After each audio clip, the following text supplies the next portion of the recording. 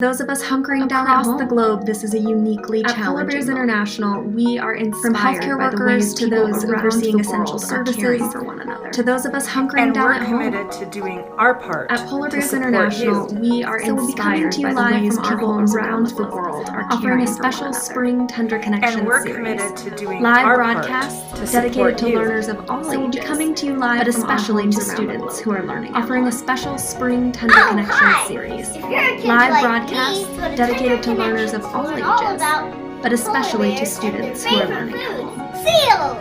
Join us each week this spring for something unique. Add Tender Connections into the mix for your learning during COVID. Tune into a lighthearted live chat. Join us each week this spring for something unique. Add Tender Connections into the mix for your learning during COVID. Participate in conversations with Tune into a scientists lighthearted and live take a deep chat, dive into the or world of enjoy a polar live research stream and over policy. breakfast with two Ask your adorable questions polar bears directly in the and learn Netherlands. from the experts. Participate in conversations with scientists and take a deep dive into we the can world of polar continue to research find and ways to policy. be socially Ask your connected questions directly and come learn together from the with our experts. friends, although we are physically distant. We can hope you'll continue join to find us ways to be to socially follow your connected curiosity and come and together to with find our a little friends, Arctic inspiration and through communities. virtual windows. We hope you'll into join the Polar us Bears world to follow your curiosity and to find a little Arctic inspiration through virtual windows into the Polar Bears world.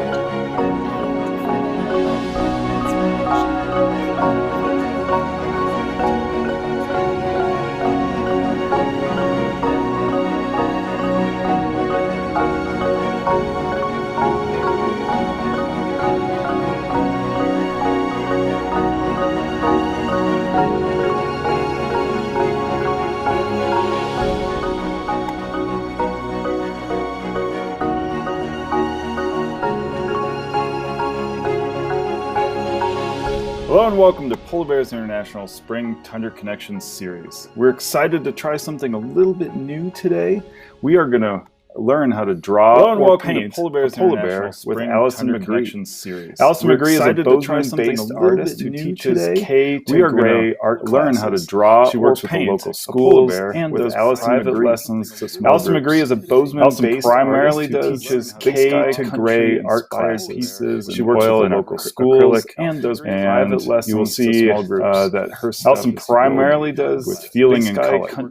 So today's event will last about 90 minutes. Acrylic. Your art supplies and settle in. You will see that her lesson, this art lesson. If you have any questions along the way here, so today's event will last about 90 minutes. So grab your art window down below or the comments below this new lesson. Or you could email. If you have any questions along the way here, I'll get those. Feel free to answer them into Allison. Chat window down below. Of course, these could be art-related questions, or you could email us questions at pbears.org. We could try to answer that as well to Allison. So as always, thanks to our partner art-related questions helping us do these broadcasts. Polar Bear question happens to crop out you. We could try to answer that. You are in Bozeman. So as always, thanks to our partner Explore.org for helping us do these broadcasts. We couldn't do these without you. Oh my gosh. And Allison, you are in Bozeman today.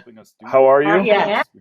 I'm doing well. It's snowing in Well, Bozeman maybe it's today. good polar bear weather. I see you've got a polar bear behind you. I'll let you take it from here. It's not quite summer yet. Awesome. Thank you, PJ.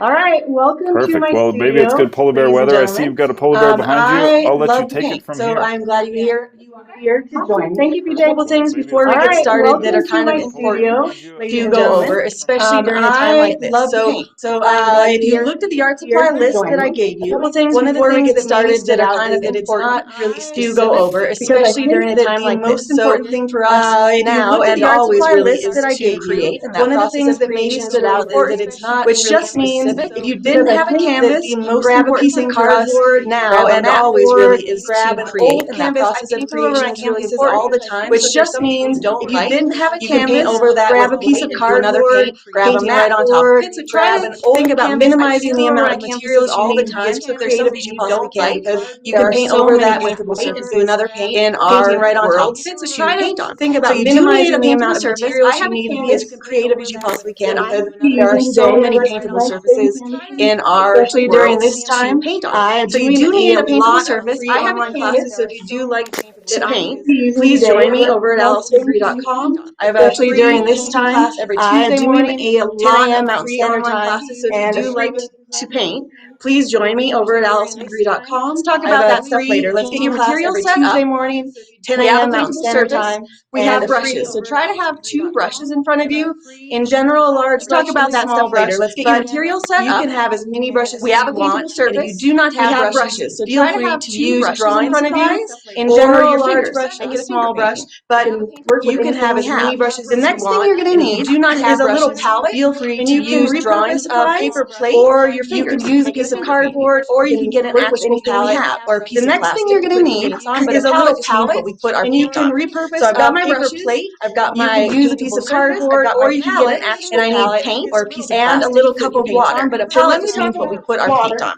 So I've got my brushes, I've got my paintable surface, I've got my palette, and I need paint and a little cup of water. So let me talk about, so the water is not something that we're going to add to the color. We want the color with acrylic and tempera paint really, really rich and bright, which is why I love working with those. So the water is not something that we're going to add to the color. We want the color with if you are using watercolor, it's really, really rich and bright. If you have a watercolor paint in front of you, which is why I love working with those kind of putting a couple drops of water into those watercolor paints. If you are using watercolor, it's a little bit opposite. If you have a watercolor paint in front of you, get your paints ready by putting a couple drops of water into those watercolor paints. Okay, so we have a little cub down here and a mama polar bear, right?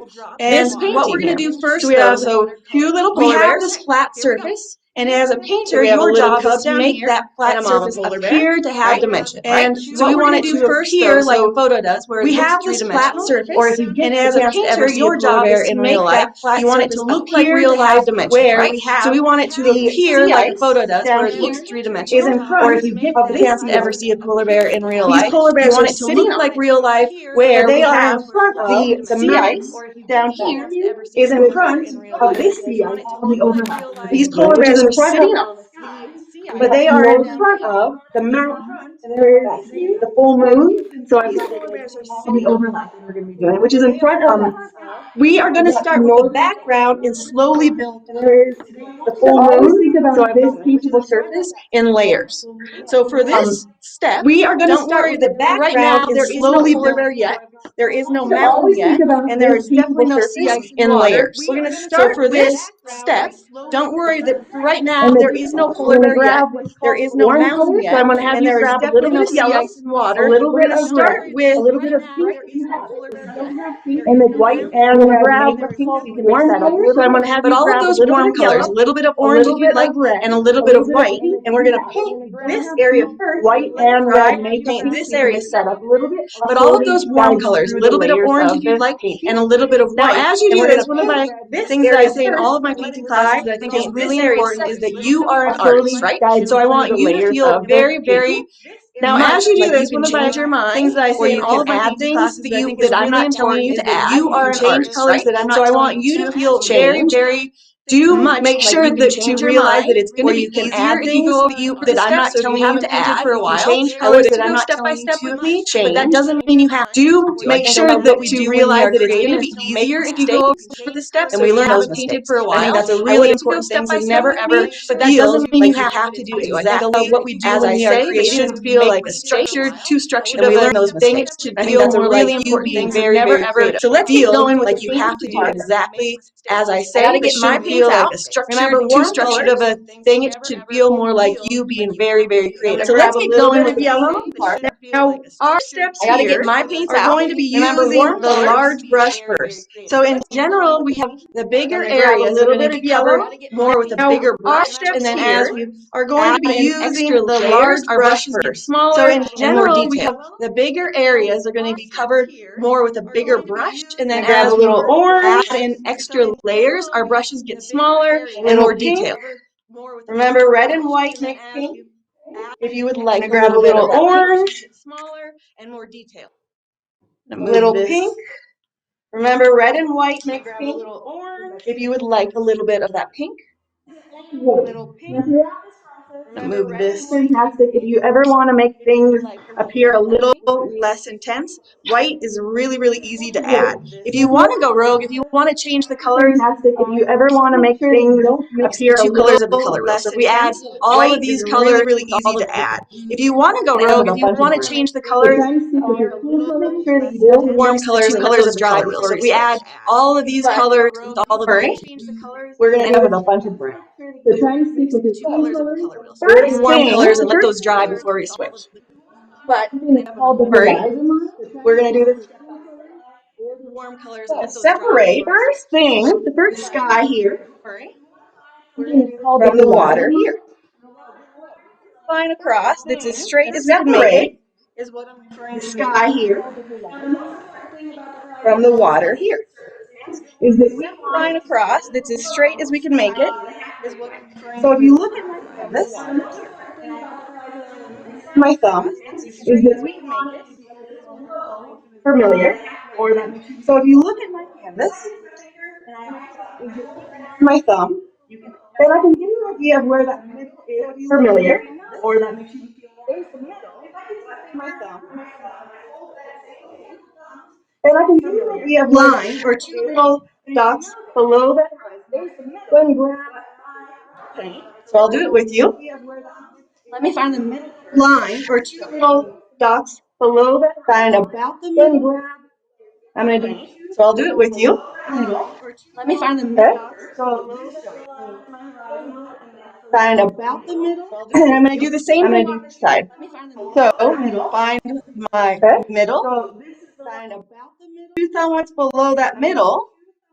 And then make sure you lean back from that because you want those lines to be very even. You don't want it to feel like the word. And I'm going to do the same thing on this side. With my paintings, that sometimes if I don't do this at the beginning, things will look like they're slightly tilting, and then you have to do it all over at the end. So two little lines, because you want those two lines to be very even. You don't want it to feel like so. Pretty easy. So from here, I want to cover about halfway up with the warm colors before we move into those like so. So what I'm going to do is I'm going to grab. So from here, I'm going to out my paintbrush. I'm using halfway up with the warm colors before we move into those. And I'm going to go crisscross across that canvas any direction. Rinsing out my paintbrush, but we're moving that paint up with a little bit of yellow and white. And I'm going to go crisscross across that canvas any direction.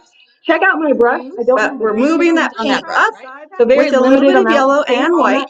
We don't want it to be dripping with paint. But we're moving that paint up. Still have not rinsed out my brush. Check out my brush. I don't have a ton of paint on that brush, right? So very limited amount of paint on that brush. We don't want it to be dripping with paint. Right on top. Very limited amount of paint on that brush. We don't want it to be dripping. Leave a little bit of yellow down here, so the yellow is really nice and canvas. So I'm going to go right on top together that you like. Try to pay attention to that because remember this is your painting. So if there's a mix or a mixture that you're doing that you enjoy, just be aware of it and keep that. So if you don't want to add red, try to pay attention to that because remember this is your painting. So if there's a mix or a mixture that you're doing that I'm going to layer that right on top. Just be aware of it. Again, wet on wet. So if you don't want to add red, you definitely don't. Keeping that horizon line yellow. I'm going to layer that right on top. Again, wet on wet, and just let it dry. I'm going to layer that right on top. Keeping that horizon line yellow. Red and yellow makes orange though, so it ends up being a good one to overlap just slightly. And I'm going to bring, now red is pretty aggressive, yellow. Red and yellow makes orange though, I'm aiming for so it ends up being, so there's my horizon line to overlap. I'm going to go about halfway up, and I'm going to bring with all of those yellow, right? And remember, I'm aiming for halfway. So keep going side to side. So there's my horizon line. If you are working on paper or go about halfway up, pay attention to the edges of the canvas with all of those. Make sure that this whole area has nice thick paint. Remember, this is the base layer of your painting. If you are so this is not the final layer. This layer is all about getting a lot of canvas color because that we can build on this whole area has nice thick paint. Remember, this is the base layer of your painting. So this is not the final layer. This layer is all about getting a lot of which is color that we can build onto next. We're going to do some water and we are going to start to do the sky. Now, if I add blue right away into that yellow, Blue and yellow is going to make a green. So we want to give it, we're going to do some water, and we are going to start here at the bottom so that this line, we started here. So this line should be a little bit more wet. Blue and yellow is going to make a green. So we want to give it just a second to dry. And give it a little bit of time, so that this line, we started here. So this line should be a little bit more wet, and this one should be a little bit more dry. All right, so the next colors we need, we still are going to use that white. Give it a little bit of time, or to start your blue. So if you go a little further down, super wet though, so it doesn't turn green. All right, so the next colors we need, we still a little further down. So it doesn't turn green. All right, so the next colors we need, we still are going to use that white that you have, but we get to use all of these blues. So if you only have one blue, that's fine. Use a little bit of red, because red is going to make purple, so you get a darker purple that way. The variety of blues and whites be in that water. Yeah. Okay, so I'm going to grab those colors. Still, there is no color in your painting. We're not worried about the mountain. We're not worried about the sea ice, moon, northern lights, none of that at all yet. So just grab. We're not worried about the mountain. We're not worried about the sea ice, moon. I'm going to take my big brush and I'm going to put it into my water glass. Right? Just like that. Brush and I'm going to put it into my water glass. Dry. And then I'm going to grab, just like that, some blues. Dry. If you have a set that has a ton of different blues, you can choose. The more the color, the merrier. Do remember, you don't need a ton of paint though. So it's always so sad at the end of a painting if you have a ton over here that you have not used. It's always so sad at the end of a painting if you have another canvas with the extra paint. But try, you only need a drop of each of these colors, because you can always add more. But try, you only need a drop of each of these colors. Paint, and then add more. Sadly waste your paint. Okay. And then the line of the water is going to go side to side. So I want you to picture in your head right now, looking at the ocean or looking at a calm lake, and how we have a little swivel to it, but not anything huge. We don't want it to look like there's a huge storm. We want this to be more of a serene water scene. Okay, so back to the big brush. Rinse out this to be more of a serene water scene with water. Okay, back to the big brush. Rub it at the bottom of your water cup. And then grab a rag, a paper towel, something to get the water out of the brush. If you are using watercolor paint, I want you to first get the water out of the brush. If you are using watercolor paint, with water. I want you to, even before you add color, if you're using watercolor paint, if you're using acrylic, stick with me, or tempera, stick with me. But if you are using watercolor paint, this whole area below, we want it to be wet on wet, which means we want that paper to be wet as well. So feel free to start that if you are working on watercolor. And if you're with me and we are doing our acrylic paint, I'm going to start with the light blue. So I can grab white. This is going to be hard for you to see, but I have white paint. Remember, not too much paint, just the edges of my bristles. Have that paint on the brush. I'm going to go right below the yellow line. Make sure you can see. Have that paint on the brush.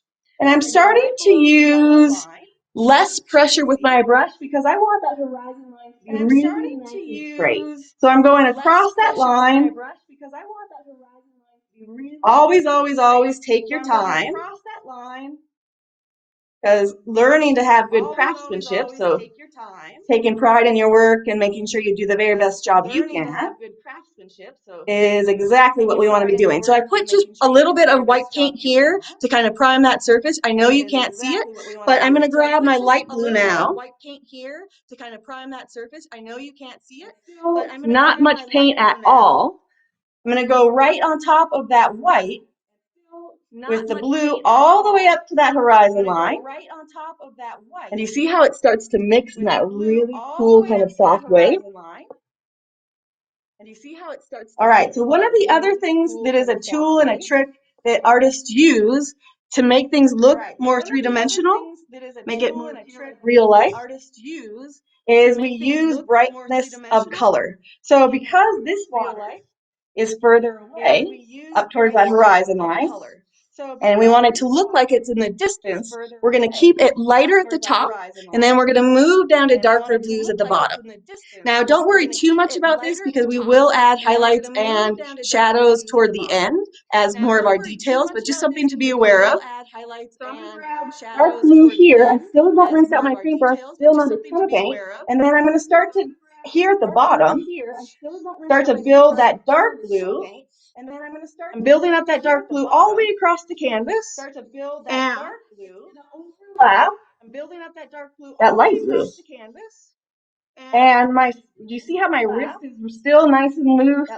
My forearm isn't tight. I'm just going side to side. The paint isn't dripping off the canvas, right? Nice and light. The paint isn't dripping off the canvas, right? All right, nice and light. We're going to need a couple coats of paint with this, but we still want our work to cover the entire surface of your canvas. If you notice, I'm not going the thick way with my brush, so I'm still have a thicker brush stroke with these big brushes, and I have a thinner one. So I've rotated my brush to the side, and I'm using a thinner brush stroke to go across the canvas. Paying attention to the mixing and what colors I like together. I'm adding to the mixing blue now, so I'm starting to overlap what colors I like together. So I'm adding blue now. So I'm starting to or a little bit more purple if you don't have. So if you don't have that dark blue, remember red with your blue is going to make a darker shade. All right. Hi, everybody. Welcome back to Tundra Buggy 1 on the shores of western Hudson Bay outside of Churchill, Manitoba. I'm working to cover everything up. I'm working to cover everything up.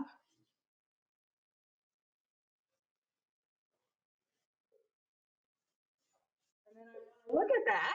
I want to make sure that look at that. I want to make sure that this, remember, I want this to be the lightest part, not like it's a compartment, right? Not that it has boundaries or anything like that, but it goes from darker to light. So I'm going to grab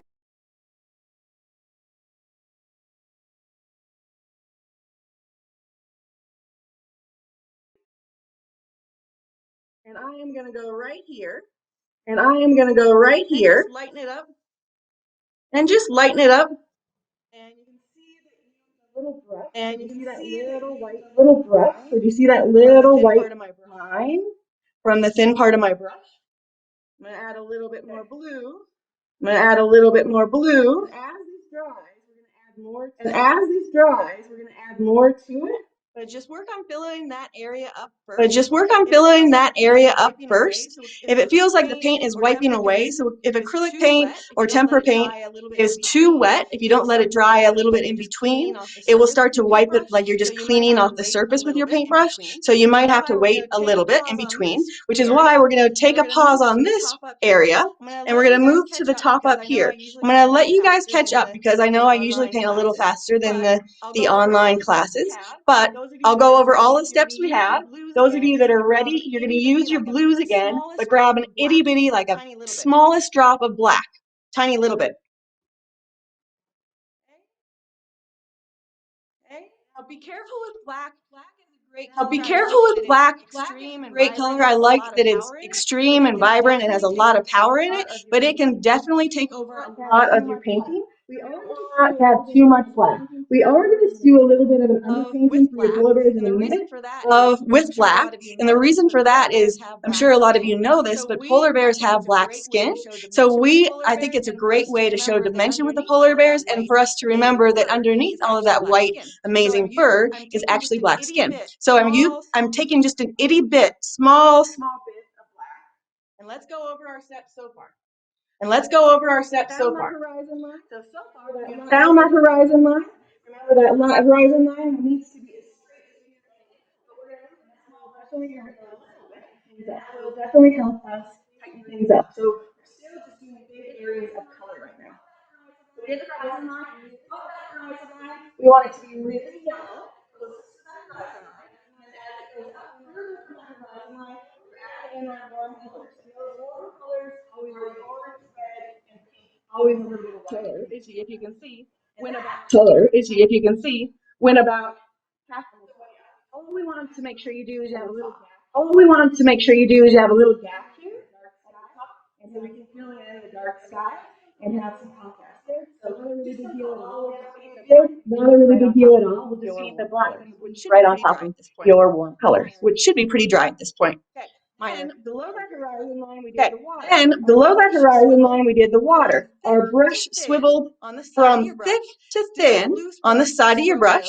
Still loose brush stroke though, and not pushing really hard with my paintbrush. Remember, if you flare out and make a really brush versus flare out and make a really, really thick line, even though you're trying really hard.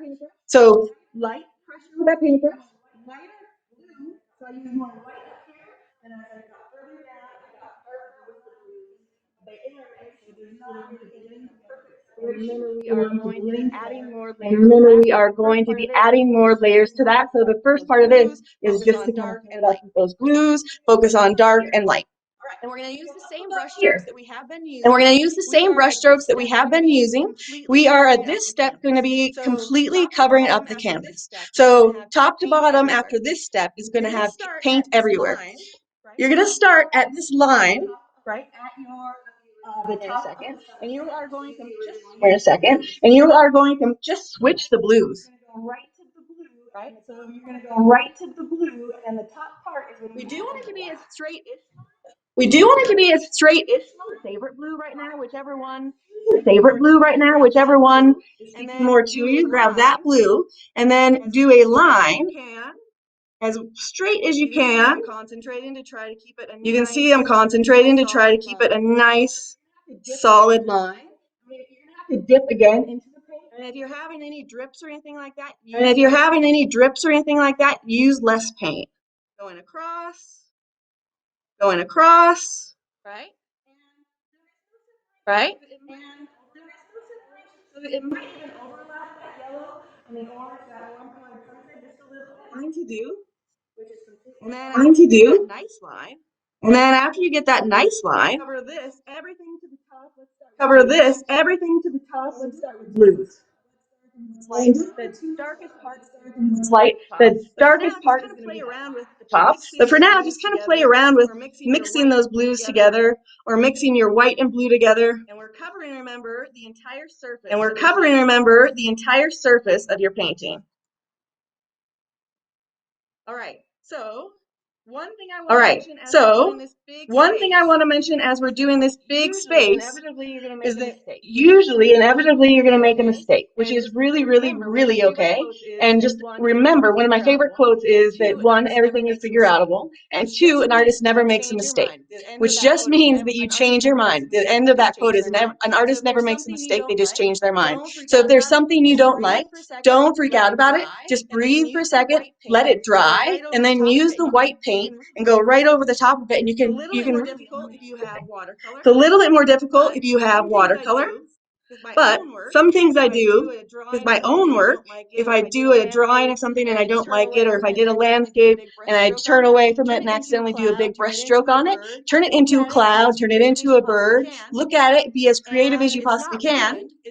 And it's not ruined, it's just is going to change into be something else. And 9 times out of 10, all of my mistakes, quote unquote mistakes, end up being cooler than my original. So think about that. Always being able to change things up. And the worst part is the patience that is required. When you're letting something dry. All right. So keep doing that, the full blue all the way to the top. This is one of my favorite things. Sometimes I'll just paint all the sky and all water because it's so relaxing to get nice cloudscape going. All right, so our next thing is we want to start to add in that dark. So don't do anything yet. But we are going to begin to overlap. That black paint. So the black is going to be at the top here, and it doesn't go all the way down, right? So not all the way, your blue is not going to be completely covered over. The edges of the canvas, right? So that if you look closely, this is a better side to look at. Do you see how there's a little bit of black that skirts down? It's like an umbrella. So that we can put stars on. So same paintbrush, same big paintbrush. Same paintbrush, same big paintbrush. Still have my paint. If you missed the step, grab it out. And if you missed the step, grab, make sure you have a little bit of black on your palette. Start with a little itty bitty baby amount of black. I'm going to start at the top. And I'm going to do one brush stroke all the way across. Now, are painting wet on wet in this area, so your blue is probably a little bit of wet, which is great because you can start to blend the black and blue together. So it won't be just together. That's exactly what we wanted to do. Now we don't want a straight line. So I'm going to bring my black down to the sides just a little bit. A few little dashes. Oops. Now see, there's that little mistake. Now see, there's that little on the edge here, but I'm going to wipe that off with my finger. And I know that I'm not worried about it. Go there in a minute, so I'm not worried about it. Okay. I'm doing a few little lines. Leaving some of that. But about half of the way down. On the sides here. And a little further down on the sides here. That is going to be the dark. Not much. That was one little drip of black paint. You really don't need a lot for that. Okay, for this step, keep working on the sky, and I want you to put your paintbrush into your water cup because we are going to do our first overlapping. We're going to start to build up your mountains. As far as paintbrushes go, there are a million different kinds of paintbrushes, honestly. So if you get further into painting, make sure try them all out and see which one you like the best. But there are these ones that are a little rounded, right? So that's called a round tipped paintbrush. And then they have this one that's a little flat. Either works. If, like my paintbrushes are very well loved, very well used, if it feels like the bristles of the brush are kind of fanning out, water glass and just smooth out the bristles of the brush, and that will give you a thinner brush or thinner bristles to work with. So that's a little trick. Also remember light pressure, so we don't need to push really hard with the brush, and we are going to slowly start to use smaller brushes like we are right now, but less amount of paint than we did as well at the very beginning. So our paint, the amount of paint is going to be smaller. Let's check it out. All right, let's check it out. Still no polar bears and just to focus on the mountains. Just to focus on the mountains. The mountains do not go all the way across. We want them to look. They start at the horizon line, so they start, remember that horizon line, that straight line, and they build up in a little triangular fashion. Now, they do look like triangles, but we don't want them to be perfect triangles. So try not to do 3 exact shaped triangles. Try to make them one a little bigger, one a little bit smaller. Variety is very key in the visual arts, so we want to make sure we have a little bit of different size mountains. I want you to look where the mountains start, and we're going to block out 2 little dots to make sure that we find out where they start on this side, which is where they stop, and where they stop on that horizon. Okay, so look side to side in this painting. If I split this painting in 2, I'll do my thumb finger. So 1, 2. This, right? So this is an equal part, and that is an equal part. Right around here. It doesn't have to be perfect, remember? Just find about the center, and I want you to do that together, and you're going to do a little dot on that horizon. So let's do it together. Let's find the center. So we can have a reference of what in the world we want to start with. So I'm looking at that horizon line. That straight line, looking at that, and I'm going to have a ruler if you need to, push it back from you, just to make sure if you, it's easy to find. But I have my thumb to my middle finger here, and I have black paint. Such a small amount of black paint. I'm going to look, and a tiny itty bitty dot right there at the middle. Now, you don't really have to put that dot in. What I want us to do is cross. So that from that little dot, you're going to choose 2 inches or about 2 thumb widths over. Give yourself another dot. And then we are going to make this a black horizon line. So I'm going to take my black paint, and I'm going over small paintbrush, and I'm going over that same straight line. That very same straight line that I started with. Going all the way across. Going all the way across. Middle dot. Past the middle dot. Notice I have to pick up and get more paint. And you'll notice I have to pick up and get more paint. Going past that middle dot. Going past that middle dot. 2 thumb widths over. Really all that 2 thumb widths over is just a little bit further to that right side. I think I may have painted it. Okay. So this is the end of our horizon. So this is the end of our horizon line with the black paint. Now we want to go up slightly to the blue. So find the midline where your warm touches the blue and go up about a pinky width. And that is a harder line. So I want you to overlap that blue just a little bit. Give yourself about a pinky width above the blue. And then you are going to connect this dot with this far side using triangular-ish shapes that are not symmetrical, so not perfect, not the same one. Some are big, some are little, some you want to go on a hike on, and some you just want to see at a distance. So this is going to be the tallest one. And I'm going to dip down, and I'm going to go up a little bit. Then I'm going to go up a little bit. You want a nice down. You want a nice, you see it kind of like this squiggle, bumpy line. I am trying to pay attention to the top part of this line because I want that to be nice and smooth. So I went down, up, slightly down a little bit, all the way back up, down, down, and then all the way up again, and then all the way. Dot on the horizon connecting that dot on the horizon line. And then we are going to fill that in with black. Paint. So let me show you. And I'll go over that one more time. So I went above the blue line. So I found where the orange and the warm colors meet the blue. And I went up just a little bit to overlap that. And then I dipped down because I want to show that warm color in the distance. So I dipped down and I went up, dipped down again. And I kept doing that up and down with variety. All the way up and down, all the way to that horizon. Remember, we wanted the horizon line to be extended just a little bit, so that line is longer than halfway. And now you're just filling in.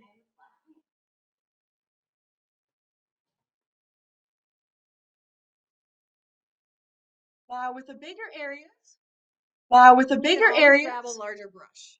You can always grab a larger brush.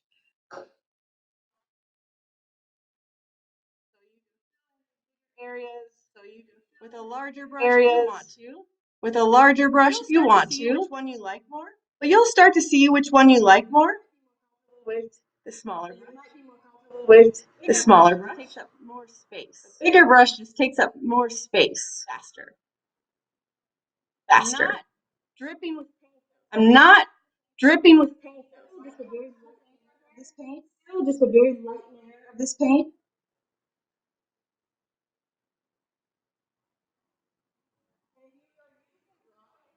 Today. It's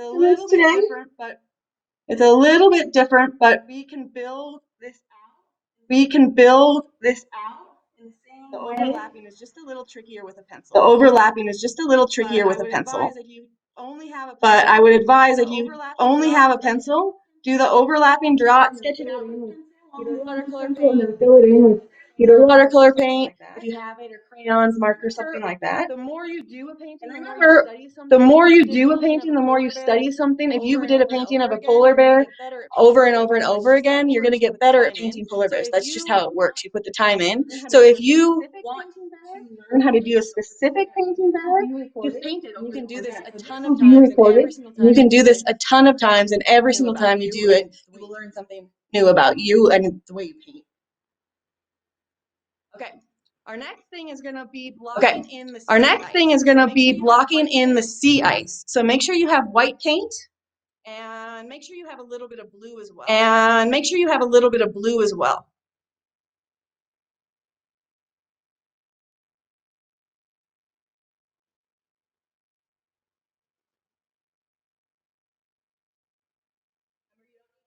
Paint. I do go through a lot of white paint though. All right, so let's talk about the steps.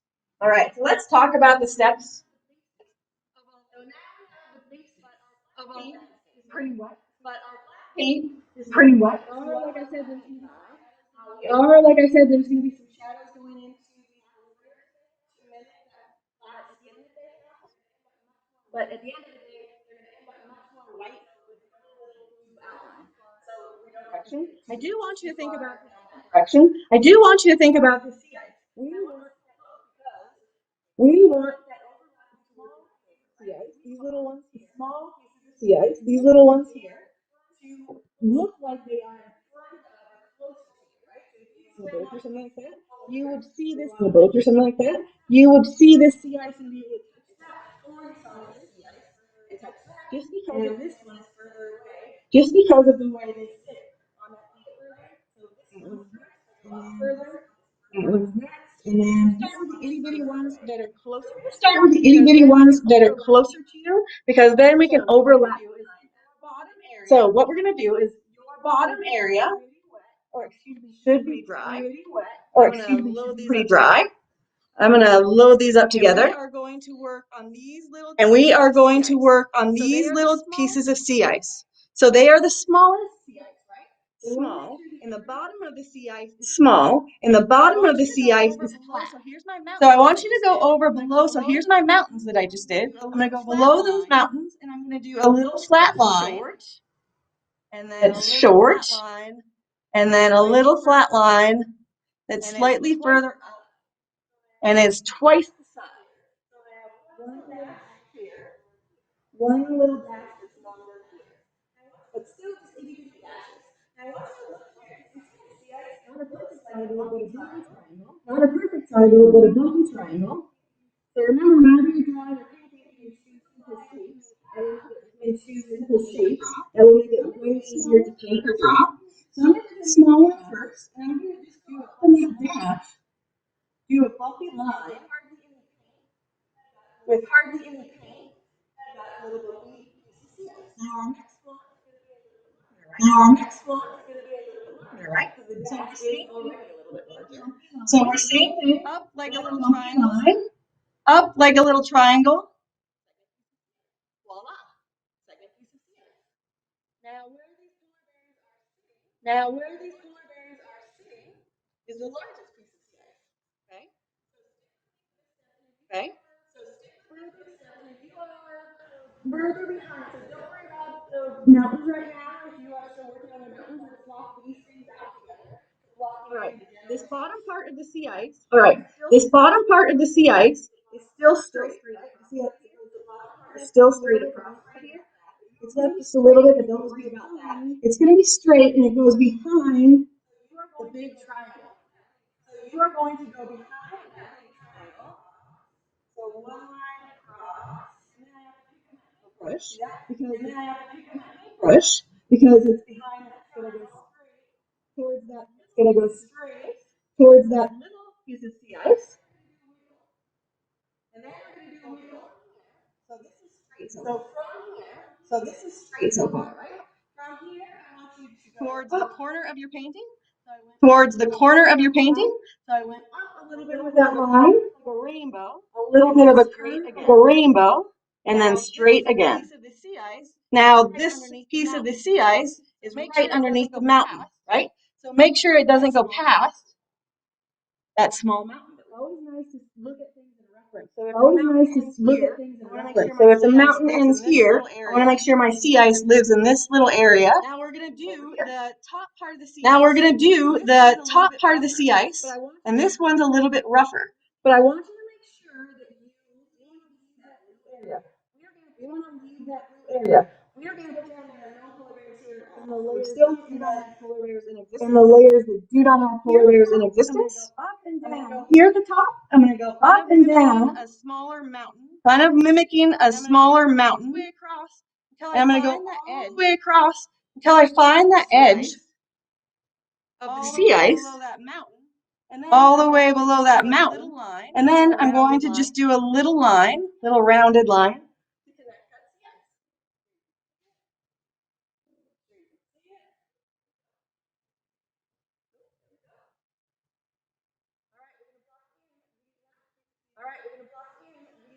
Over to the right side. Over to the right side. Like so. And this. And this. Little triangle at the bottom. The only difference is this one, you see how it overlaps? It goes on top of that triangle. So I'm going to use my white paint again. I'm going to go all the way to the far right side of my canvas. And this bottom dash is, so the bottom dash here is right in line with the middle part of that sea ice. So look at the middle part of your sea ice. Bring that line over and get that line to go all the way off the page. All the way off the side. And then all the triangle part goes on top of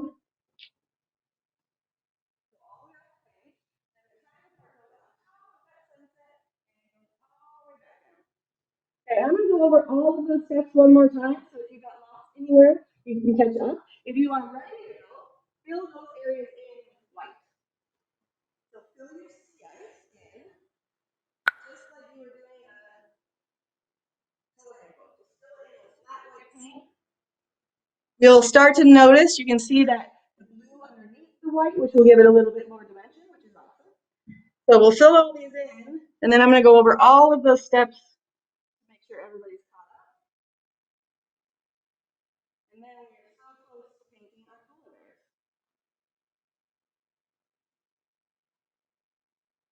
I'm paying attention, as always, to the outside line of those objects, right? So making sure that the outside line is as crisp and as clean as I can make it.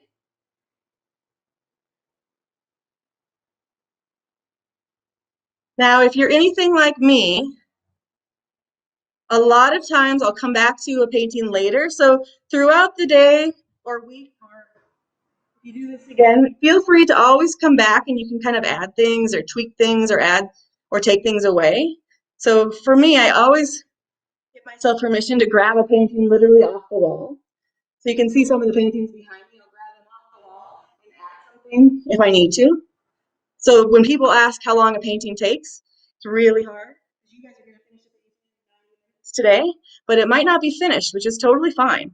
Sometimes paintings evolve, or like I said at the beginning, if you have something at your house that you don't like, or you could ask your mom and dad or somebody, if there's a painting they're not using, paint white over the top of it and repurpose it. Just paint something else on top of it. Play with size. Painting things that are huge is really fun. But it doesn't have to be a really fancy art material. Remember, you can grab a big paper or a cardboard box and paint that.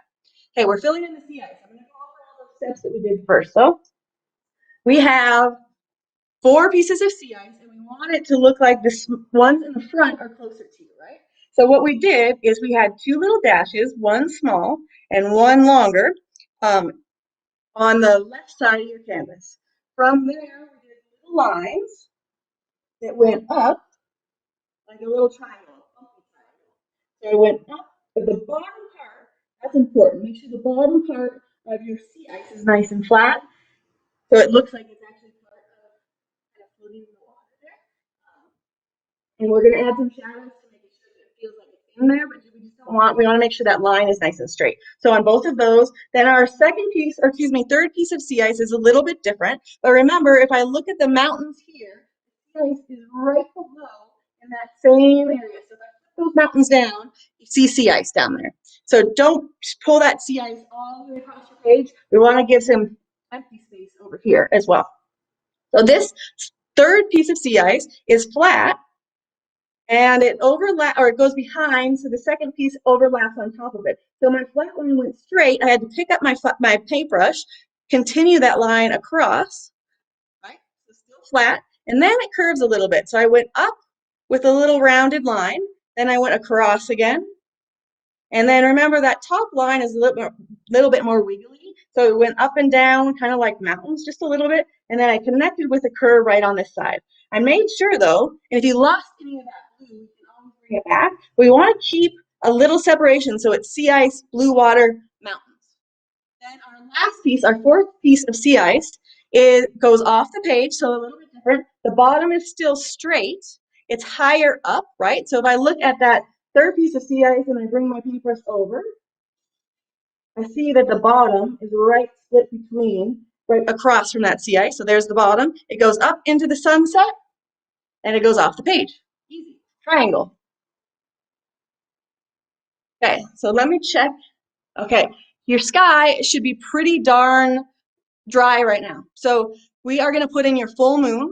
Remember though, if you choose to not put in a full moon, that is completely up to you. But we are going to put in a small little full moon on the right side of your canvas, because that's what the polar bears are checking out, the northern lights in this full moon. So their direction, their eyesight is from here to here. So small little full moon with white paint. So keep your same paintbrush. And this will take a couple coats of paint just because we have a darker background up here. You're going to find a little spot that you like, a small little circle, and fill that in with white paint. Now we do want to pay attention to those edges, as always, nice and crisp on the edges. I'm not using a lot of paint or pressure with my paintbrush. It's nice and light with pressure so I can have a nice line. And I know that that is not done, right? That is just the first coat, but you can see how well, speaking of whitening out things, so if there's anything you don't like, you see how well the white goes over the top of the color that we already had. Okay, let me see if this, okay, our sea ice is still a little wet. So what I want us to do is let's do some stars in the sky.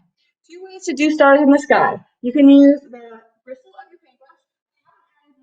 Remember, you don't need a lot of paint for these steps. You can use the bristles of your paintbrush and do tiny little dots and vary the pressure. So change how, if you push hard, you get a bigger dot.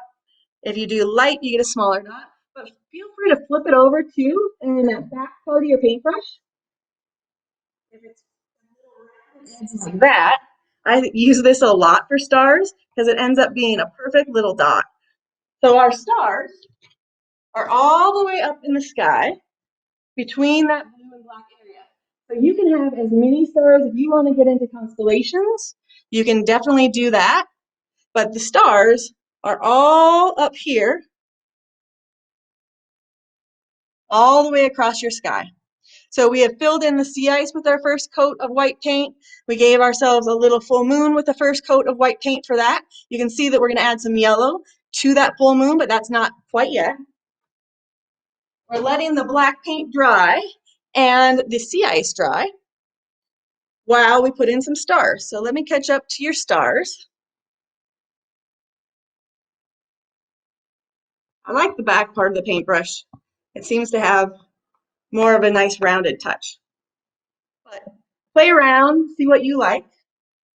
Remember, a lot of times you just have to try things out and be very okay making mistakes, especially with paint. We only have acrylic paint, so paint is a great way to try things out and see if you like them or not, because you can paint over the top of it.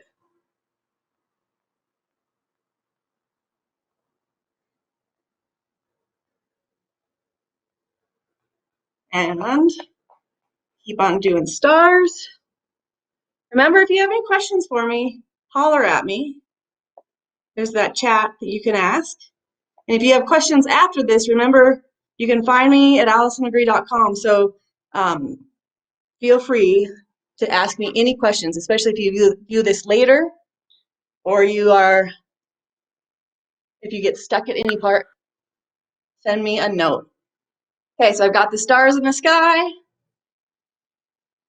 First coat of the sea ice. And we're about to move into polar bears. So we are going to use black paint, and we're going to block it out. But we're going to block it out because it is way more forgiving to block it out. Then we'll do a little black outline. So we get that shadow. Remember the color of the skin being black. It's great underbelly for our painting as well. And also helps us remember the color of the skin. So white paint, black paint, keep doing your stars. Keep doing your stars. And let's talk about these polar bears. Remember, we want everything to be basic shape. So we want to take something complicated, and we want to think of it as a puzzle of really basic things, such as triangles, circles, ovals, rectangles, and a combination of those things. So if I look at those polar bears very closely, you can see. I'll try not to tilt it. There we go. You can see that those little polar bears have a very oval body, right? And then we're going to do a little circle on top of their head. So let me show you with my. Let me put my paintbrush down. So the bodies themselves. We've got an oval body. Oval, an egg shape like this. Right? And then the head of the polar bear. So this is the oval, the big mama bear oval. For the body, we have a head that's a circle, and the reason we want to do the head in two parts is because the nose is going to be a rounded triangle. So the nose pops out in a rounded triangle, right? So we're going to block it in using really super basic shapes that are going to look a little messy to start with, and that is completely fine. That's good. Remember, messy, and then at the end we tighten it up with smaller brush strokes. Now, it is easier to add thickness to your polar bear. It's a little bit more tricky to take it away. So try to think maybe skinny polar bear for a minute, and then we'll add some extra fat to that guy. All right. Let's see if I can hold them both for you so we can see them both at the same time. The polar bears have to sit on the sea ice, right? There we go. So we don't want those polar bears to be above the sea ice. We want them to be on the sea ice. So we are overlapping on top of the sea ice. So let's start with the little guy. Grab your white paint. Not a ton of it, just a little bit of paint. And I want you to look toward that end of the sea ice, or the end of your mountains, the end of the sea ice. Give yourself a little bit of sea ice gap here, though. So we're not all the way off the edge. And then we are going to overlap the mountains and the sea ice and the water with an egg shape.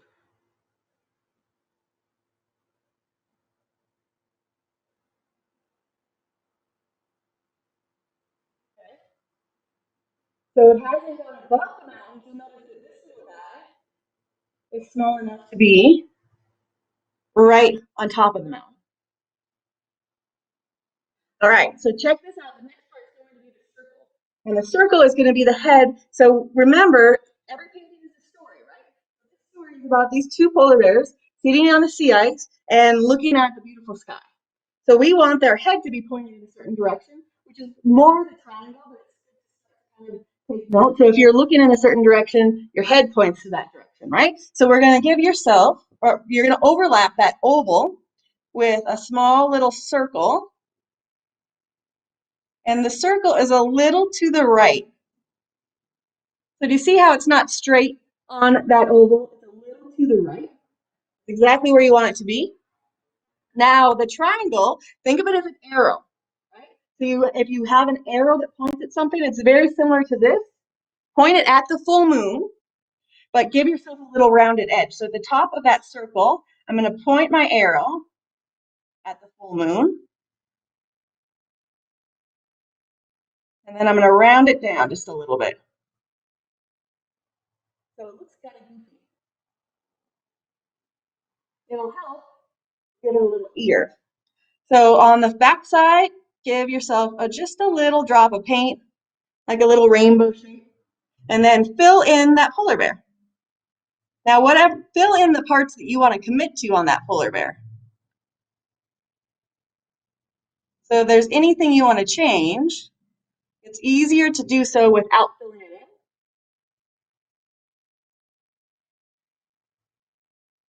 in. A nice oval body. And remember, you want that head to be connected to the body. That's why we overlap that circle to the oval, so it feels like that head's connected to the body. Now it gets a little bit lost because we have white sea ice. So don't worry about that yet, because we're going to add just a little bit more black in a second. But let's block in the mama bear first. Now the little one, we're back to overlapping because the little guy here is actually in front of this one. So our oval is going to be behind that little bear. So find the edge of your bear, right where your ear is and where that oval body is, and that is where you are going to have your line overlapped. So I'm going to do an oval from there up, and then their bums are at the same level. So all the way down, oval shape.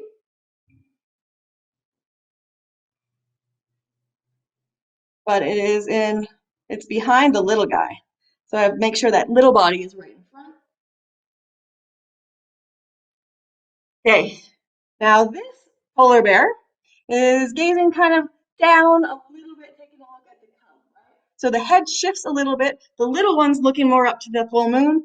The other one is looking a little bit further down. So we're going to go on the left side of the head here, on this side, and do a rounded circle. And on the back side of that circle, we're going to make sure that the bear is connected. So you see right here, here's our circle. Connect that line with your oval. I'll do it again. So if you got lost, don't worry. So I did an oval, remember, that goes behind the cub here. And the bottom part of it is in line. So the bums are at the same level on that sea ice. But they get lost in the white, which is fine for now. Then I did a little circle at the top for the head.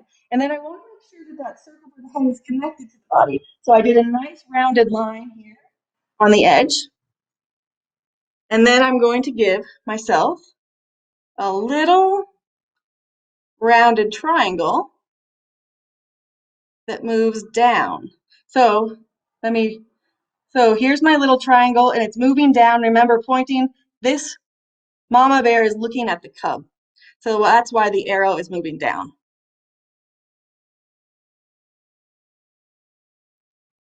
And then we're going to fill that in with white paint.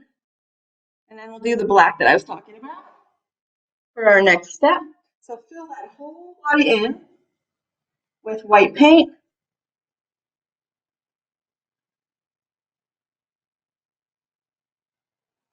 Okay, we need an ear. I forgot the ear. So the mama bear has an ear that goes up towards that high corner. So think a little bit more of a rainbow that goes up in that direction. And then I'm going to even out my lines just a little bit. You want to make sure that there's a little bump. So there's the circle, the top of the circle, the head right here, that little bump. You see it goes up and then it drops down into that triangle nose. So I go up and I want it to drop down. So we will clean up our lines in a little bit. We have the basic shapes for our polar bears. Oops. There we go. Basic shapes. And now remember, we're going to grab a little bit of black. So hardly any though.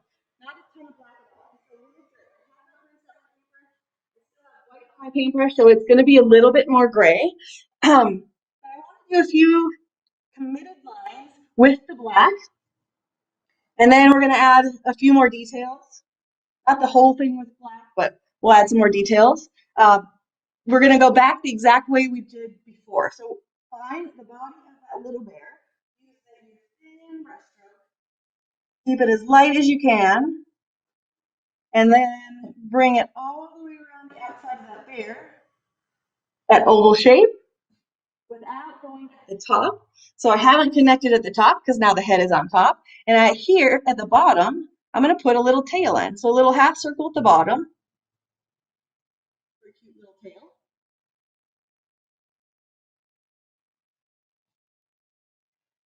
Then I'm going to do the same thing on the head.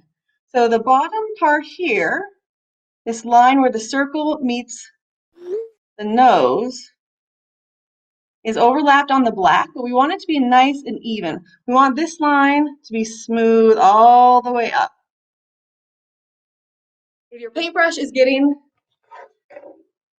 dried out a bit, mine's getting a little dried out, so I'm going to rinse it out with water. So I can have a smoother line. So I'm rinsing my paintbrush out with water and then with the I showed you, remember? Taking the bristles of the brush, thinning those out just a little bit. Okay. Then I'm doing the outline. And the top of the head here, that's our little rounded line. It dips down, and we have a cute little nose.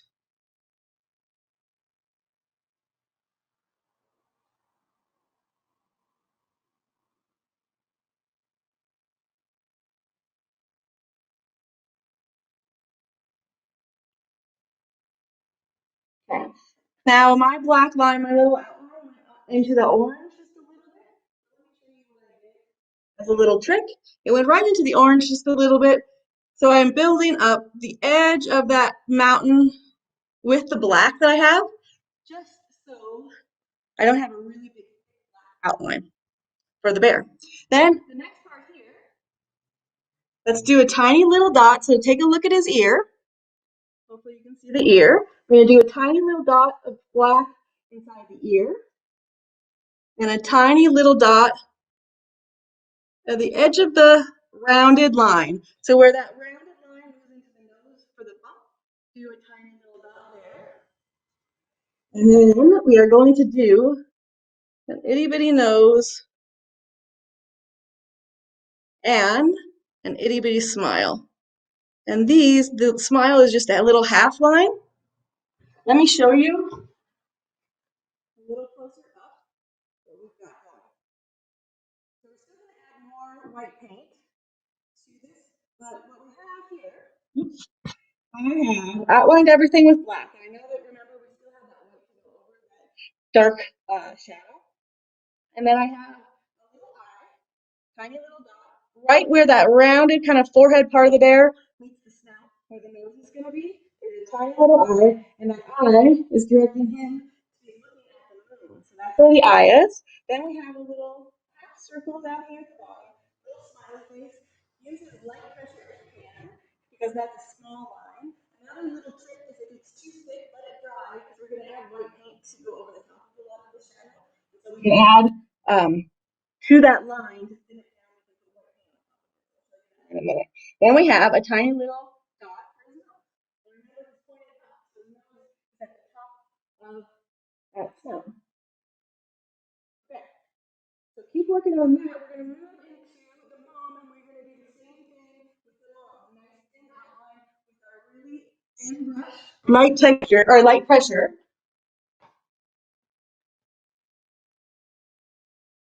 And it could be a wet brush. So start with that oval again.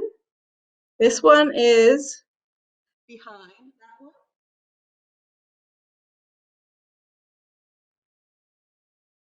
So I'm doing a little oval. Make sure you add that little rounded tail. And then continue outlining your polar bear. Remember that back side of the bear is nice and rounded. So connected.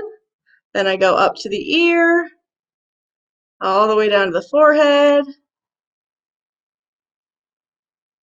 And we're not going to do the details yet on this guy. I'm going to let that dry. Make sure you take a look. Mine looks like it's leaning, so this one got a little lean to it. So I'm going to actually take my paintbrush and move that black over a little bit. So my oval is growing. Never be afraid to change your painting. So if it's in the wrong spot, or maybe your bear just wants to lean back, you can always just leave it too. But mine here is a little bit more centered. When I was doing the demo, I kicked him back a bit. So I just extended that line a little bit to make him a little bit further. We're going to let that dry for a second. Okay. We are going to move into our yellow in the sky. So make sure that you rinse really, really well, rinse out your paintbrush with the paint, the black paint in there. So you get, I'm scrubbing my paintbrush, taking the water out of the paintbrush. Oop. And then I'm going to use my rag So I'm just dabbing the water, which will help get the black out of there too. Okay, if there ends up being black in the sky in a minute, just rinse out your paintbrush and we should be good to go. So we're gonna start with the moon. Grab a little bit of yellow paint and go right over the top of that moon.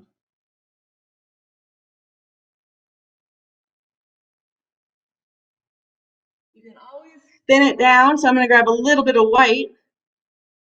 So I have a mixture of white and yellow. Right. And I'm letting these dry for a second before we move into our next steps down there. So let's talk about the northern lights. That's the next thing that we have here. If you choose to do the northern lights, it is like the ribbons of colors in the sky. Right? So what I want you to notice is that we have little lines that are all moving in this direction. The base of that line is like a little ribbon moving all towards that right side of your canvas. You can add as many or as few as you'd like to. We're going to start just with our yellow and our white paint, and then we're going to add more colors to that. So what we're going to do, so the ribbons move this way, and then our second step is to do the lines that kind of go up. So ribbons first, lines second. All right. Grabbing my yellow paint. I'm going to start over here, right at the top of that mountain, and I'm going to do just a thin little line. It should be dry. So I'm doing ribbons across the sky.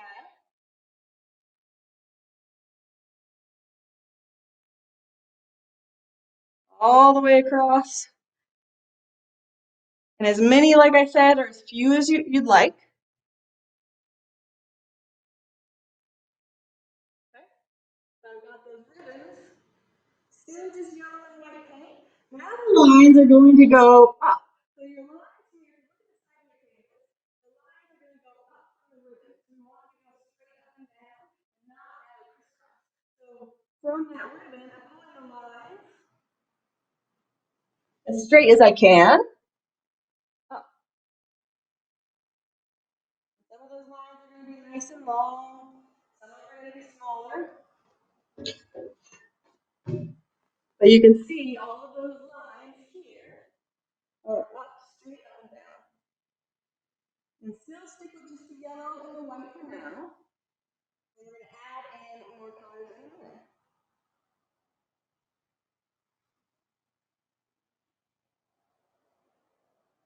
Your paint is getting really thick. A drop of water is acrylic paint. If you're using watercolor paint, you're going to end up using less water. So, let me get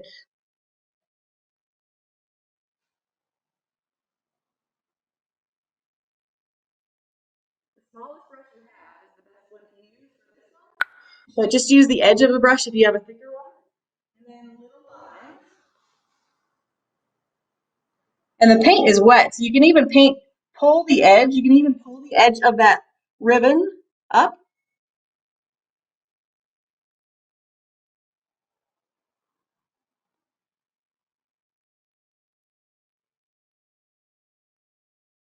And I'm still leaving a little bit of a gap. Some of those lines are going to be really long.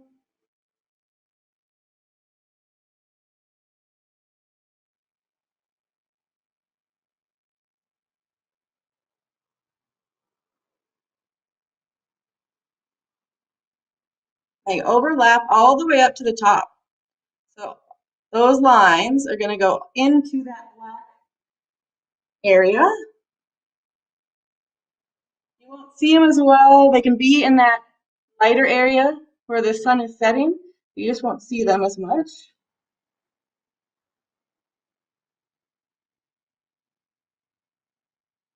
And you can honestly work on this for days. This could be something that you come back to over and over again. So those lines that we have, we're going to start to add a few more colors to them. So feel free to stick with the warm colors, or grab a little bit of the pink if you want to, or a little bit of orange and a little bit of red, and focus on the middle part. So this is my ribbon. Focus on the middle part here and adding a little bit of those colors, those warm pink, orange, and red. Just a few dashes. That middle part.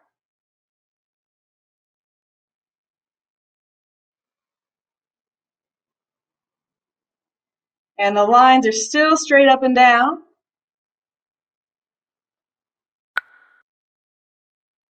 Okay, I'm still bringing the pink. What I was talking about color combinations that you will end up liking, and one of my favorites is yellow and pink because it ends up being kind of shades of orange in between. But pay attention, like I said, whatever color combinations you like should be on your painting. Okay. The next part is we are definitely going to move into the other side of the color wheel. So we have the warm colors that we've started here, but we're going to move into a few extra colors as well. So at the top part here, as well as the edges, so everything towards the edges of your canvas, if you notice, there's a little bit of green, a little bit of blue, and a little bit of purple. The same exact brush stroke going up and down. I find it easier to pull because especially from that ribbon, I can dip into maybe a little bit of wet paint, and I can use my paintbrush to pull it up. So the paintbrush where it starts a little thicker, and as it goes up, it gets a little thinner. Okay. So I am going to I'm grabbing just a little bit of teal. I'm still going to work out my paintbrush.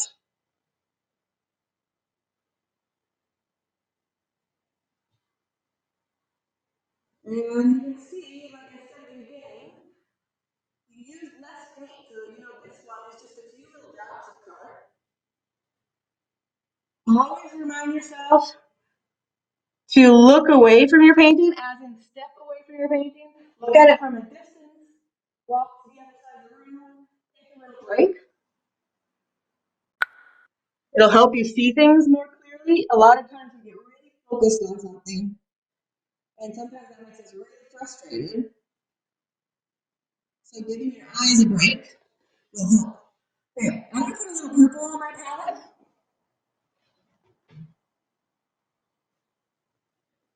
If you don't have purple, remember red and blue make purple.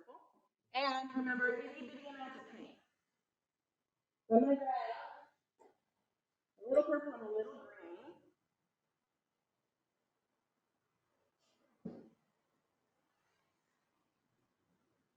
I'm going to do the same thing, focusing at the top.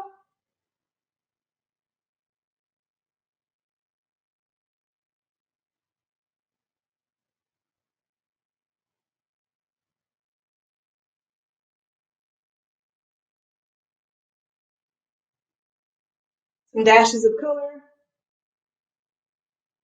Okay. So we'll leave it at that because that is something that you can definitely do on your own. And if it's too overwhelming, if there's way too much color, simply grab that background, so the color behind it, and fill it in a little bit more, and then you can paint over the top and fill it in again. But the background color is going to get rid of that. All right. So we're going to do a couple things. We're going to start with our next coat on our polar bear, which we're going to take the black edges, right, the skin color, that black color that we outlined, and we're going to move it into another coat of white on the polar bear. Now, especially, remember my lean back polar bear, I need to definitely go over that black. So white paint, I'm going to use a small brush here, and you are going to go all the way. So you are covering up that black line, completely covering it up, all the way to the edge, and it will leave a little shadow. So you see that black edge, even if I covered it all up, it leaves a really nice black shadow. I'm going to do this all the way through the polar bear. So all the way up to the ear.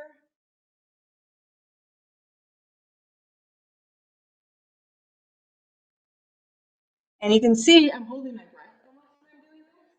You want to keep breathing. You want this line to be really nice and thin. So I'm still using small amounts of paint. I'm bracing my wrist against the canvas if I need to. Keep my paintbrush straight.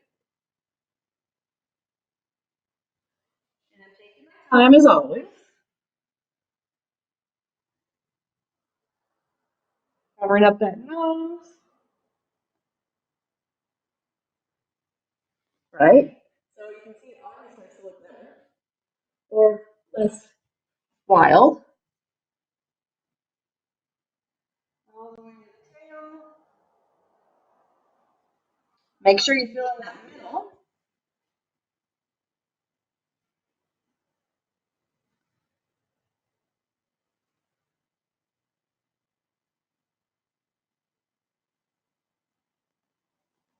Okay. And then we're going to do the little guy as well. So the little cub, I'm going to leave just an itty bitty sliver. We are going to go back over the and do some shading with blues in a minute. Make sure you cover up the head. If at this point, if the eye or the nose or something is in a place that you don't like, you can cover it up and go over it again. If that line for the little smile is too thick, do what I'm doing and just go right over the top of part of it with white. Then down that line.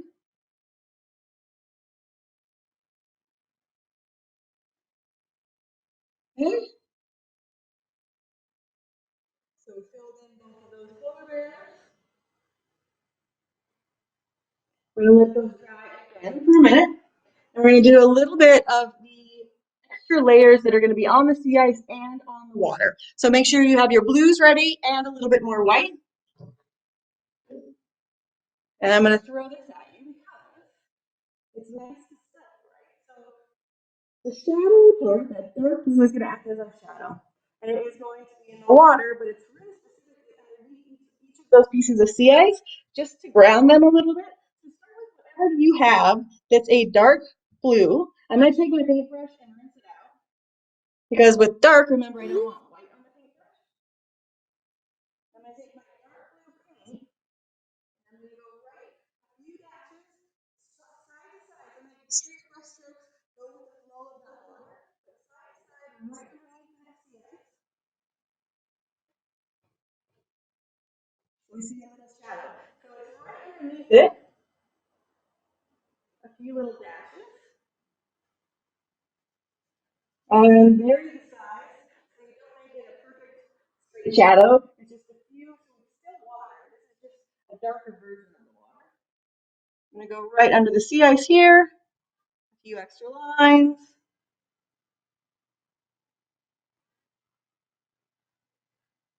Even less paint than before. All those small pieces of sea ice. So everything has a little bit of a shadow. And you can add a few little lines over here to the side just so it feels like it's part of the group. A little dark. Now you remember this, like I said at the beginning, is the darkest part, and as it gets further up, it gets much lighter. So let's talk about the white part now. So we've got the shadows down. And you're going to grab your lighter blue paint, and we're going to go right into the sea ice. And we're going to do a few little lines to give a little rough texture. So we don't have this big flat piece of ice. We have a little rougher texture to it. As well as, let me show you this one, as well as a rough texture of the ice. And we want to ground the polar bears, right? So you see right underneath them, we're going to put some shadows on the ice so it feels like they are on the ice and not just in. All right, so down here, let's start on the right side. I'm going to give myself a little half circle of blue, small paintbrush still, so it looks just like a little half circle. Then I'm going to go above here, and there's going to be another little half circle with kind of a bumpy line. And then I'm going to do a little bumpy line at the top of the sea ice. So it looks like there's three little pieces. Then I'm going to mess up that line. And I can do it with my finger. So you see, not much paint at all. Or I can use it with a paintbrush and just spray that paint across the white. Same thing over here with the little guys. So three little lines, two little areas below, and then one above. And it can be messy. This one in particular, because it overlaps, make sure you get that top part of the sea ice. So outline that one in blue for sure. But three little lines And then I just drag that paint across. So it's a little light hint of color, not full color. Okay, let's round those over, and I'll go over everything again. Okay, so look at the bottom of the polar bear. Don't go on to their white yet, but go around those polar bears with one line.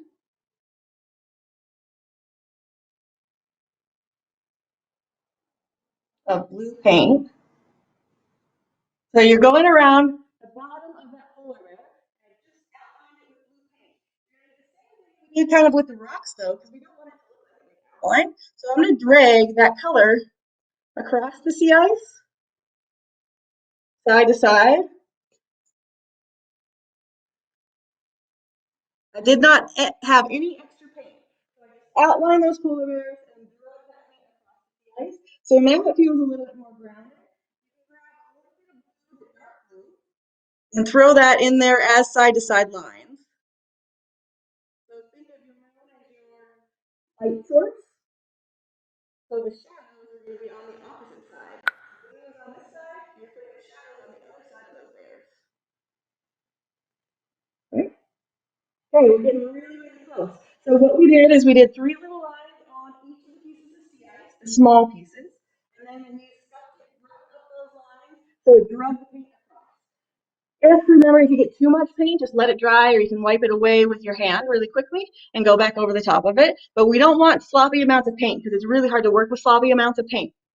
Okay, the next thing we did is we outlined the whole bottom, just one blue line outlined the bottom of the bears all the way up to the edge of that sea ice. And then our line here pulled that paint to the side, focusing on the left side of those bears because our moon is on this side. So the light is hitting these guys right as part of the bear, and so we're going to put a little shadow behind them. If it got too blue, just hang it out, let it dry, and add more white on top. Okay, we are going to add the details to those bears, so the eye and the nose and the mouth and things like that, and then we are good to go. So nice job so far. If at any point, remember, if you're frustrated at all in this process, it happens every single time I do a painting. So don't worry about that. A lot of times a painting is, I've been told it's like a U. So I had a professor once that said you get really excited to paint and then you start to work and things get a little bit, you know, maybe frustrating or something didn't work exactly as you want it, or you're trying to work a paintbrush or some wrong color, whatever happens dips you down. Just keep on painting, let things dry, be patient, and it will come to the other side of the U, and the other side is way cooler. It's the higher side, and you have a finished painting. So be patient with yourself. And AllisonMcGree.com, so use that as a reference to let me help you. I would love to help you. Smallest paintbrush you have, and you can always use the back side of the paintbrush for the little eye, as that is an easier way to make that little dot. So our eye on this little guy, so on the larger bear, but still where that rounded circle that we did met that triangle, we're going to go right and do a little dot, just like that. Okay, and we already had our little one, but the same thing, focus on where the rounded part of the bear meets that triangular part, and then go down a little bit to do the dot. All right, inside of the ear. So from the ear, we have a little oval shape.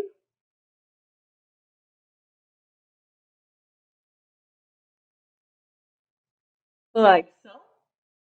And then the mouth. Remember, the mouth is not a tricky line, it's just really small. So if you have a hard time with the mouth, you can do the same thing you did with the smaller bear. Let it dry and then thin out that line with white paint. Or you can use a Sharpie marker when it's dry. Either works. So the little smile here, if I follow that, let me show you both. So here's the eye. I'm going to follow that eye down. And on one side, if I imagine this is a triangle, on the far side is going to be the nose, and the other side is going to be the mouth. So if here's the end of my triangle, the point of my triangle where the eye is, let's go ahead and go right around here. So as that nose curves back, find the halfway point, and do a small little smile with the lightest amount of pressure that you possibly can. Then let's do the nose. Okay, the nose is flat at the top, so it's the other side of that triangle. It's going to be flat at the top and then rounded at the bottom. Flat at the top, rounded at the bottom. Take a look at your polar bears. See if there's any lines you need to switch. So I'm going to bring the head of my polar bear down just a little bit.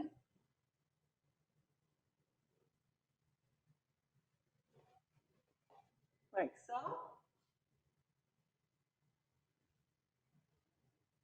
So those little eyes.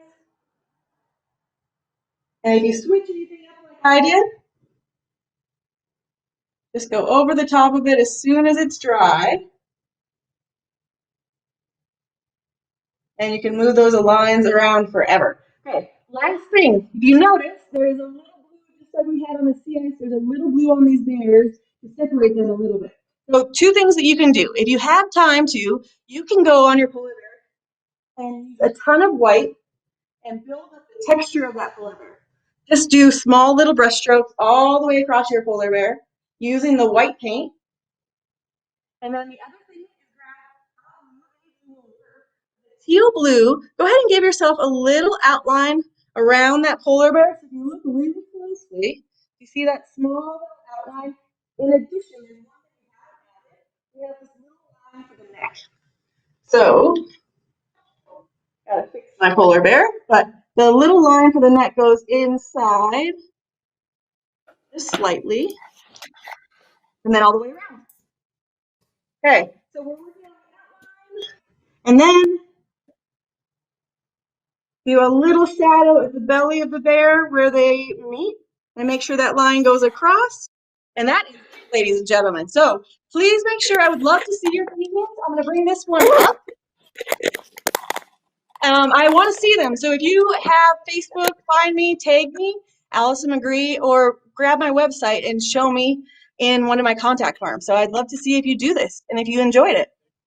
And then I'll grab the polar bear specialist and see what else we want to add in.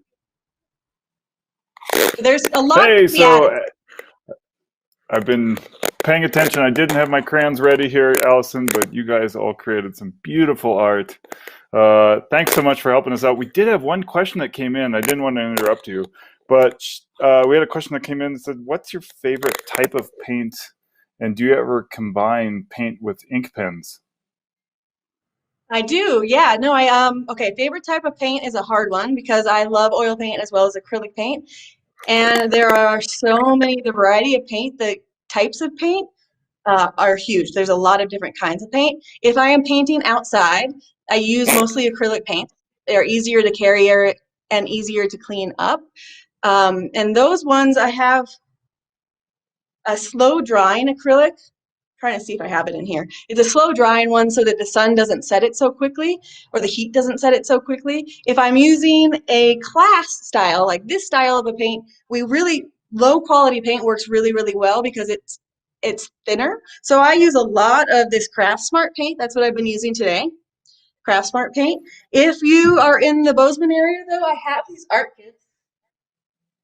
So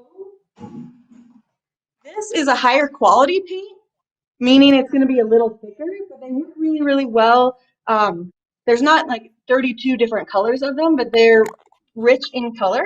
So those work well, and those, if you need those, and if you're in the Bozeman area, check out my website. There's a couple people that are helping people get art kits to them. But in the whole art world, of my favorite all-time paint is oil paint. It smells great. I love the color. It feels like you're sculpting something.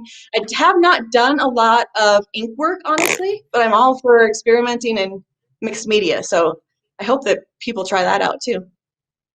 Yeah, maybe somebody tried that today during this little lesson. If you did, like Allison said, tag her, Allison McGree, or send your pictures of your paintings to questions@pbears.org. We'd love to see what you created today.